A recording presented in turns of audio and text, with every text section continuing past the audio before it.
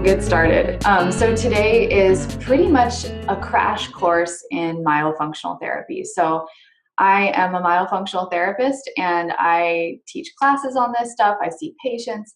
I have a pretty busy practice. So I am here to explain, like myofunctional therapy 101 to you guys.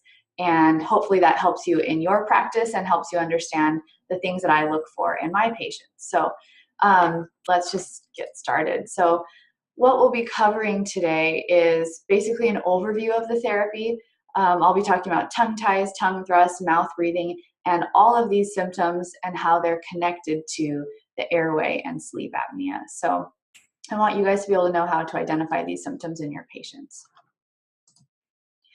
So next, people usually want to know who I am. So I'm a hygienist. That's my background. I went to Eastern, and I'm from the Seattle area, and I started my practice in myofunctional therapy back in 2010. And when I started, I used to see people in my office in West Seattle. I had a second satellite office in Redmond, and it was going great, but I had so many people contacting me from other states and other countries and other cities that didn't want to drive to Seattle. So I decided in 2014 to take my practice online. It was actually almost 2015 at that point. But I also have kind of a second part of my business called Myo Mentor. And this is basically teaching and training other hygienists and dentists in myofunctional therapy. But really, I think it's important for people to know, especially my patients, that it's my personal journey that got me to where I am now. So I discovered while I was getting trained in myofunctional therapy that I had all of these issues. So I had a tongue thrust. I was breathing through my mouth. I had the narrow palate and all of the problems that are associated with myofunctional issues, like I'll be talking about later. So all right, so first of all, I think we have to clear this up. It's confusing, the terminology around this field. So you're gonna see three terms if you're Googling or researching this stuff. So myofunctional therapy, oral facial myology, and tongue thrust therapy all mean the same thing. So it's basically like physical therapy. If you can envision what physical therapy is, you will understand how myofunctional therapy works. So basically, I teach people exercises, and they're pretty simple exercises.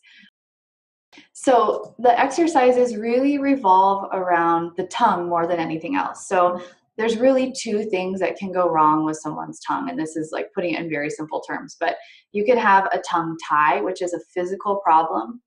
You're born with a tongue tie, and tongue ties usually require a surgery called a frenectomy that you guys have probably heard of before. A tongue thrust is a habit. It's a learned swallowing pattern that usually comes from mouth breathing. So a tongue thrust is purely has to do with the muscles and improper muscle functioning. So the thing is, both contribute to the same problems and both affect the airway quite a bit. So if you're tongue tied, it's really hard to get your tongue up in the roof of the mouth where it needs to go. It might be impossible. And because of that, people with tongue ties are more likely to rest with their lips apart and breathe through their mouth. Tongue thrusts are kind of the opposite. Usually a tongue thrust starts with a kid who can't breathe. So when you're 3, 4, 5 years old, you've got a stuffy nose from allergies, you've got giant tonsils and adenoids, this will cause you to develop a tongue thrust. So really they're very similar in the problems that they lead to. So they just have different root causes, I guess. Okay, so my focus in doing myofunctional therapy is actually the airway. So the tongue plays a major role in the airway. If the tongue is in the right place, our airway is open. If it's in the wrong place, the tongue impinges on the airway. And I'm going through this, in pretty broad terms, but we actually do have a lot of research talking about kids with tongue ties being more likely to develop sleep apnea, and kids who breathe through their mouth being more likely to develop sleep apnea. So, and this isn't just when they're kids. We know that the adults who were mouth breathing kids or tongue tied kids, these kids are very likely to grow into adults with sleep apnea. So I'm kind of one of those people.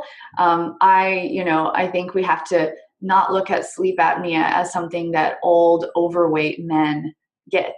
You can be a young, thin person, and you can still have a high risk for sleep apnea based on your tongue and the size of your airway. So, I think for me, if I didn't correct my issues, I would be on my way to having upper airway resistance or, potentially obstructive sleep apnea. But I've changed my breathing, I've changed my tongue posture, I've changed so many things with my mouth that I think, I've basically prevented myself from going down that road. So that is really, really big.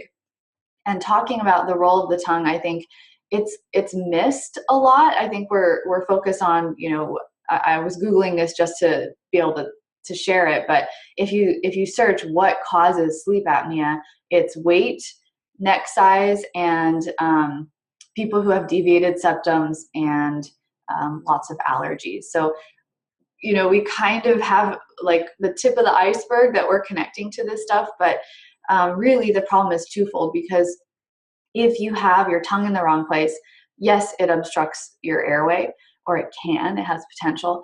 But the other problem that we're not really taking into account is that craniofacial development and jaw development and arch development in kids who breathe through their mouth and in kids who are tongue-tied. So this changes the way the jaws grow and the face grows.